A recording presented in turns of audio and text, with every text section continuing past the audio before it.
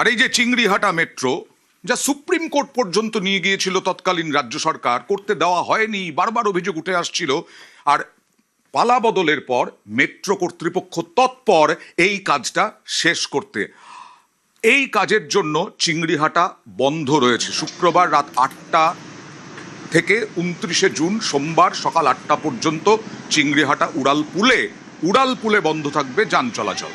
আমাদের প্রতিনিধির প্রতিবেদন। কবির সুভাষ থেকে এয়ারপোর্ট মেট্রোর কাজ চলছে, আর এই মেট্রোপথ অর্থাৎ যে মেট্রোপথের কাজ বাকি ছিল চিংড়িহাটাতে, সেই কাজকে দ্রুততা আনতে গতকাল শুক্রবার রাত 8টা থেকে সোমবার সকাল 8টা পর্যন্ত বন্ধ রাখা হয়েছে এই চিংড়িহাটার উড়ালপুল।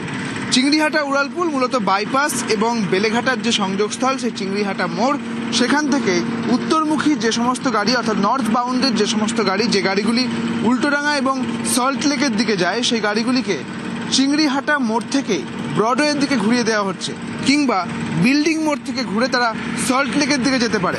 অর্থাৎ যেগুলি নর্থ বাউন্ডের গাড়ি, যেগুলি উল্টোডাঙ্গা থেকে একেবারে সরাসরি সল্ট লেক পর্যন্ত পৌঁছে যেতে পারবে, তাদের জন্যে এই ব্যবস্থা করা হয়েছে।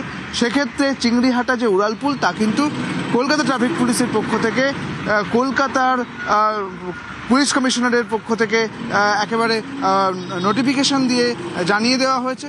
একই সঙ্গে পিলার 326-এর কাজ চলছে, সেগমেন্ট লঞ্চিংয়ের কাজ চলছে, এবং সেই কারণেই এই চিংড়িহাটা উড়ালপুল বন্ধ রাখা হয়েছে। শুক্রবার রাত 8টা থেকে সোমবার সকাল 8টা পর্যন্ত বন্ধ এই চিংড়িহাটা উড়ালপুল।